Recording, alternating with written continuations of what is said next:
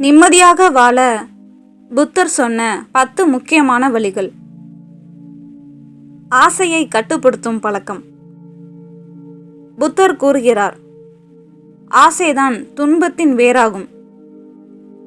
நாம் எதிர்பாராததை விரும்பும்போது துன்பம் தொடங்குகிறது. நீங்கள் நிம்மதியாக வாழ ஆசைப்படுகிறீர்களா? அப்படியென்றால் உங்கள் ஆசைகளை கட்டுப்படுத்துவதில் ஆரம்பிக்க வேண்டும். தியானம் மன அமைதிக்கு முதல் படி. புத்தர் தியானத்தை மிகவும் முக்கியமாக கருதினார். தியானம் மனதை கட்டுப்படுத்தும் நுட்பம். தினமும் 10 நிமிடம் தியானம் செய்தால் கூட உங்கள் மனம் அமைதியாக மாறும். நிம்மதியான வாழ்க்கைக்கு இதுவே முதல் படியாகும். பொறுமையை வளர்த்து கொள்ளுங்கள். நேரம் எல்லாம் வெற்றி கிடைக்காது. வாழ்க்கை முழுக்க சாதனை கிடைக்காது. தொல்லைகள் வந்தால் கடக்க வேண்டும். அதற்கு பொறுமை வேண்டும். புத்தர் கூறுகிறார், பொறுமை என்பது ஒருவரின் உண்மையான பலமாகும். நிம்மதிக்கு பொறுமை ஒரு காவலன் போல் வேலை செய்கிறது. பயம் இல்லாமல் வாழுங்கள். பயம் என்பது மனதின் உருவாக்கம். பயத்தை அகற்றிவிட்டால்தான் உண்மையான சுதந்திரம் உண்டாகும். நம்மை நாமே கட்டுப்படுத்தும் பயங்களை விட்டுவிட்டாலே நிம்மதி கிடைக்கும். பயத்தை விடுங்கள். நிம்மதியை அணைத்திடுங்கள். எண்ணங்களை தூய்மைப்படுத்துங்கள். ஒருவரது வாழ்க்கை அவரது எண்ணங்களைப் போலவே அமையும். நம்முடைய எண்ணங்கள் நன்றாக இருந்தால் வாழ்க்கையும் நன்றாக அமையும். நல்ல எண்ணம் நன்மையை ஈர்க்கும்.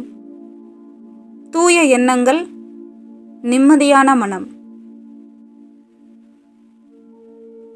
அன்பையும் கருணையும் பின்பற்றுங்கள்.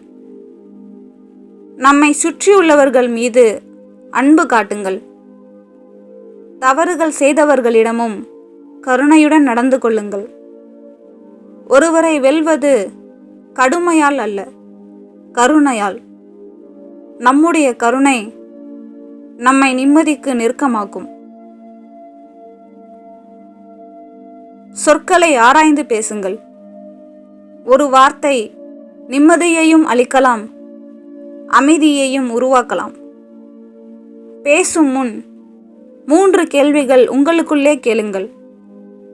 இது உண்மையா? இது அன்பானதா? இது தேவையா? பேச்சில் நிதானம் வைத்தால் மனமும் அமைதியாக இருக்கும். குறைகளை மன்னிக்க கற்றுக்கொள்ளுங்கள். மன்னிப்பு என்பது ஒரு தனி தைரியம். மன்னிப்பின் மூலம்தான் ஒருவர் தூய்மையான மனதை பெற முடியும். கோபம் வைத்திருப்பது நம் மனதையே சூடாக்கும். மன்னித்து விடுங்கள். உங்கள் உள்ளம் அமைதியாகும்.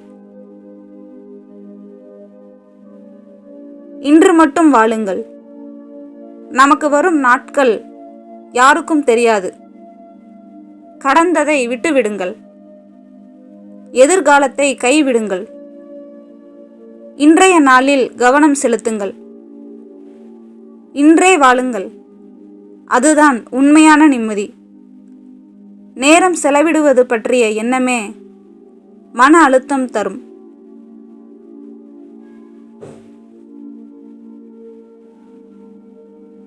துன்பம் என்பது மாற்ற முடியாதது அல்ல. துன்பம் வருவதே திரும்பி போகத்தான்.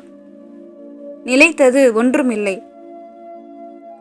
நாம் எந்த பிரச்சனையிலும் சிக்கிக் கொள்ளாமல் அது கடந்து போகும் என்று நம்பினால் நிம்மதி ஏற்படும். தற்காலிகம் என்பதை உணர்வது நமக்கு ஒரு பெரிய நிம்மதியாக அமையும். இந்த 10 வழிகளும் புத்தர் சொல்லிய நிம்மதிக்கான அருமையான வழிகாட்டிகள். நீங்கள் இதில் குறைந்தது சிலவற்றையாவது உங்கள் வாழ்க்கையில் பின்பற்ற முயற்சி செய்தால் நீங்களும் ஒரு அமைதியான நிம்மதியான வாழ்க்கையை கடைபிடிக்க முடியும். இந்த காணொளி உங்களுக்கு பயனுள்ளதாக இருந்தால் விருப்பமளிங்க, பகிருங்க.